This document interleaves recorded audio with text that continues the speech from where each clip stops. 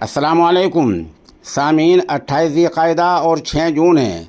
ख़बर का उन्वान है मुंबई की सीट औरंगाबाद से यानी महाराष्ट्र की सीट औरंगाबाद से इम्तियाज़ जलील क्यों हारे हैं।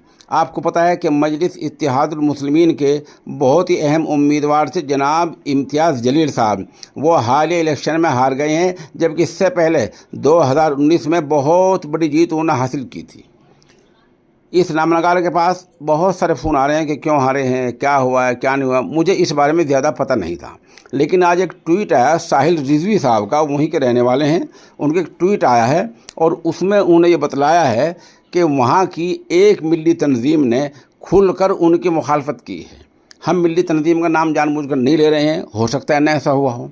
बाकी हमारी गुजारिश ये है कि अगर इस मिली तंजीम ने, जिसके वहाँ बहुत बड़ा असर है, जो बारूसूख है और पूरे मुल्क में उस मिली तंजीम के अरकान पाए जाते हैं, अगर इम्तियाज़ जलील जैसे कद आबुर रहनुमा की मुखालफत की है, आखिर क्यों, इसकी क्या ज़रूरत पड़ गई थी।